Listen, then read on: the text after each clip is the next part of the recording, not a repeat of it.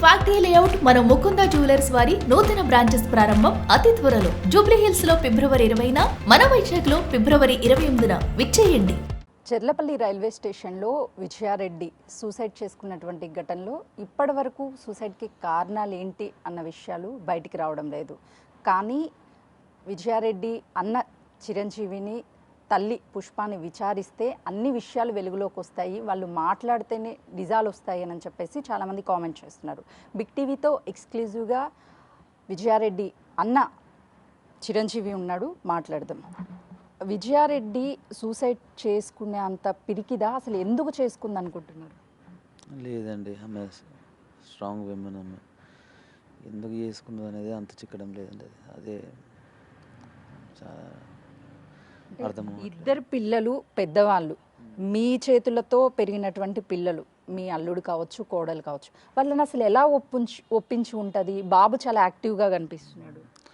బాబు చాలా యాక్టివ్ అండి, ఆయన లోక జ్ఞానం ఉన్నాడు, అన్నీ ఉన్నాడు. మరి అది ఎట్లా ఒప్పించింది అనేది నాకేం ఐడియా రావట్లేదండి. ముందే చెప్పి ఉంటే కాలేజ్ దగ్గర చెప్పున్నా వాడు పిల్లడండి, అంటే మమ్మీని కాపాడాలంటే తెలిసి ఏం చేయాలని ఫస్ట్ మామకు ఫోన్ చేస్తాడు, ఖచ్చితంగా చేస్తాడు. మామ ఇట్లా ఇట్లా చేస్తుందని చెప్తాడు. ఎందుకో తెలియదండి. అంతకుముందు కూడా అక్కడ ఉన్న ప్రిన్సిపల్కి చెప్పిన, నేను మా సిస్టర్ వస్తే పంపించొద్దండి అని చెప్పిన. ఎందుకంటే ఫ్రీక్వెంట్గా మమ్మీకి ఫోన్ చేయడము, రావడం చేస్తున్నమాట. అంటే హౌసింగ్ తోటి ఇంటికి రావాలని చేస్తున్నాను. అట్లా అంటే ప్రిన్సిపల్ గారికి నేను చెప్పినమాట, సార్ మీరు పంపించకండి సార్, అంతకుముందే పంపించొద్దు, ఏమైనా పంపించాలంటే నాకు ఖచ్చితంగా కాల్ చేయండి సార్ అని చెప్పి. మరి ఆ సారు ఆ రోజు కానీ ఒకవేళ సార్ కాల్ చేస్తుంటే అట్లీస్ట్ మీ చెల్లి మీ పిల్లల్ని కాపాడుకునే నేను చెప్పిన, మేడం అంటే తెలుసు కదా, ఇప్పుడు ఫ్రీక్వెంట్గా వస్తున్నాడు, ఆల్రెడీ నేను వద్దని చెప్పాను, పంపించొద్దు అని చెప్పాను. ఏది వచ్చినా నేను వస్తేనే పంపించాలి సార్, మీరు మధ్యలో పంపించకండి, ఎగ్జామ్స్ కూడా ఉన్నాయి కదా సార్. వాళ్ళ సార్ కూడా బాబుకి చెప్పేవాడు, ఎప్పుడన్నా నువ్వు అవుటింగ్కి వెళ్ళాలి ఏదంటే మీ మామతోనే మాట్లాడిపిస్తేనే పంపిస్తాను, లేకుంటే పంపించేది లేదు అని చెప్పాను. మరి ఎట్లా పంపించిన, ఎట్లా చేసిన, నాకు ఒక్కసారి కన్ఫర్మేషన్ కోసం చేసి ఉంటే బాగుండండి. అక్కడ కూడా నేను గార్డియనే, ఈ కాలేజీలో నేనే వెతికిన. ఆ కోడలికి ఏంటంటే మిగతా అన్ని ఏడ చూసినా పాత బిల్డింగ్లు ఉన్నాయని అంత దూరం పోవాల్సి వచ్చింది. పటాన్చెరు అక్కడ వెతికితే అది కొంచెం కొత్త బిల్డింగ్ ఉంది. ఎందుకంటే 2 సంవత్సరాలు ఉండాల్సింది వాళ్ళు, చదవాల్సింది వాళ్ళు. పాత బిల్డింగ్లలో ఉంటే భయపడతారు, అరే చదవలేకపోతారు, ఆడపిల్లే కదా అని మంచిగా ఉంది అక్కడ, అన్నీ కొత్త బిల్డింగ్ ఉంది, వసతులు బాగున్నాయని అక్కడ చేర్పించిన మేడం. అక్కడ గార్డెన్, ఇక్కడ గార్డెన్, అక్కడ వాళ్ళు కూడా నాకు కాలేజ్ సెకండ్. ఇప్పుడు ఈ కాలేజీలో జరిగేది ఇదే కదా మేడం. అంతకుముందు ఇప్పుడు మా అల్లుడు చేరిన దాంట్లో కూడా అంతకుముందు ఆత్మహత్యలు చేసుకునే పిల్లలు, అదే ఇట్లా మార్క్స్ రాలేదనో ఇంకోటిదో నాకు తెలియదు. అది కూడా మళ్ళీ తెలుసు ఆ విషయం.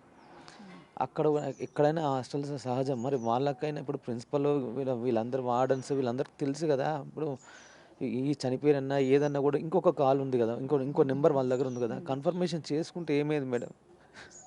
అంత ప్రతి ఒక్కరికి తప్పే ఉంది మేడం, ఇలా వ్యవస్థ చాలా తప్పు ఉంది మేడం. విజయారెడ్డి పిల్లల్ని చాలా ఇష్టపడేది, అంతకంటే మీరెక్కువ పిల్లల్ని పెంచారు, ఇష్టపడ్డారని చెప్తున్నారు. ఎందుకు పిల్లలకి దూరంగా హాస్టల్లో ఉండాల్సినటువంటి పరిస్థితి వచ్చింది?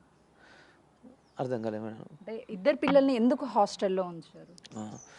అదే 10th దాకా చిన్న 3 years మా కోడలు, నాకు తెలిసి 2 years అనుకుంటా, మా 1 year, చిన్న పిల్లలు 3 years ఉండొచ్చు నాకు తెలిసి.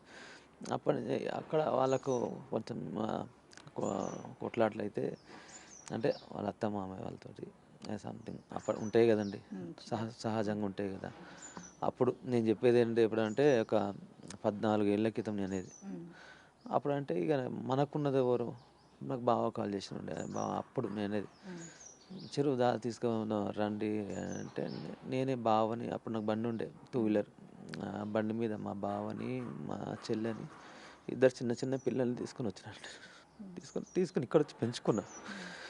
మా ఇంట్లోనే పెంచుకున్నా. 10th class దాకా కూడా నేనే స్కూల్ మాట్లాడిన, ఇక్కడ చూసుకునేది బాగానే. ఇక్కడి నుంచే చదివారు. మావాడు పోయి 1 year అవుతుందండి, నన్ను వదిలిపోయి ఓన్లీ 1 year అవుతుంది. కోడలు పోయి 2 years అవుతుంది. ఎప్పుడు కూడా చెప్తున్నా అసలుకి మీకు పంపించకుండా నేను ఇక్కడ పెట్టుకున్నా అయిపోతున్నాను ఏమో నాకు అర్థం అవుతలేదండి. అసలు ఏం మాట్లాడుతున్నా నాకేం అర్థమైంది. నాకు ఇంకా కోలుకోలేకపోతున్నా అసలు ఈ బాధ. విజయారెడ్డి తన భర్తకి ఏమైనా గొడవలు ఉన్నాయని ఎప్పుడన్నా మీతో చెప్పలేదా? లేదండి లేదు. అలా అత్తమామతం కూడా ఎవరితో ఏం లేవు. అప్పుడు ఎప్పుడో అది మామూలుగా అప్పుడు జరిగినప్పుడు అంతేగాని మా దగ్గర ఏం లేవండి. ఆర్థిక ఇబ్బందుల గురించి ఏమైనా మీతో డిస్కషన్ చేసేదా? ఆర్థిక ఇబ్బందులు అనేది పెద్దగా ఏం లేదండి. ఆర్థికం అంటే పెద్ద కోట్లు ఉన్న వాళ్ళు కాదు, అది కాదు మేడం. మిడిల్ క్లాస్ మేడం అంతా. మేమైనా ఆమెనా అంతా మిడిల్ క్లాస్. రూపాయి దాచుకొని అదొకటి ఇదొకటి చేసుకుని బతికిన వాళ్ళం అంతే.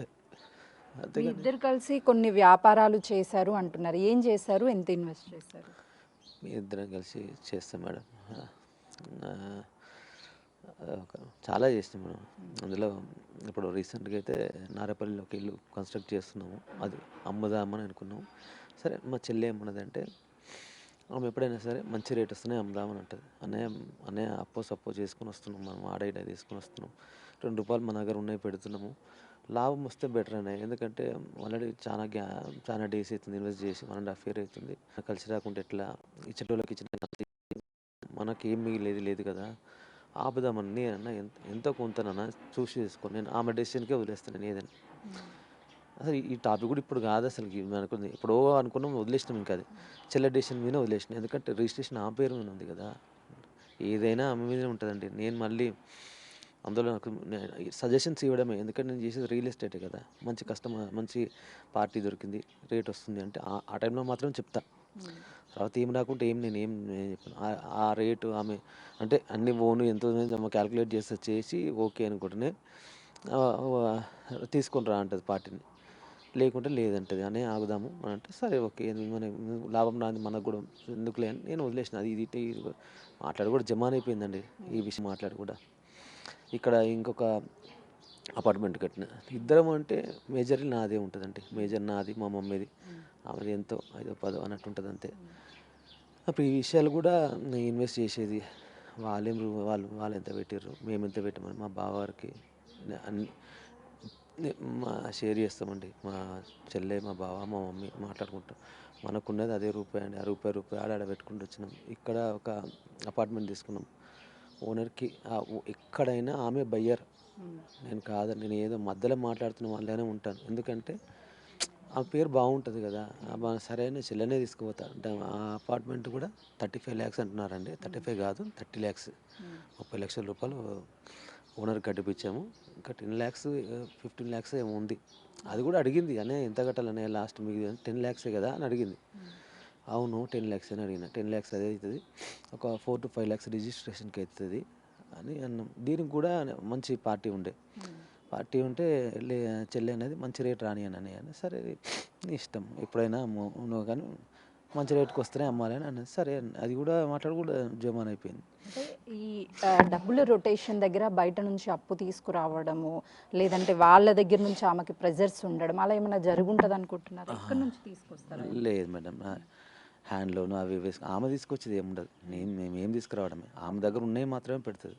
ఆమె రిస్క్ చేయదు మేడం. అప్పులు తీసుకొచ్చి ఇలాంటే వద్దంటది.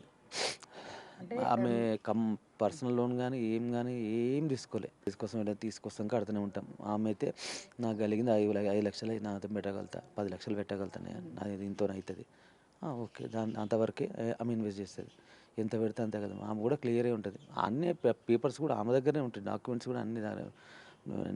నేను సార్ కూడా చూపించిన, నేను సిఏ గారికి కూడా చూపించిన మొత్తం డీటెయిల్గా. సార్ వాళ్ళే వచ్చిన తర్వాత అన్ని డీటెయిల్గా చూపించిన. బ్యాంక్ అకౌంట్స్ అడిగిన సార్ నన్ను, సిఏ గారు అడిగారు.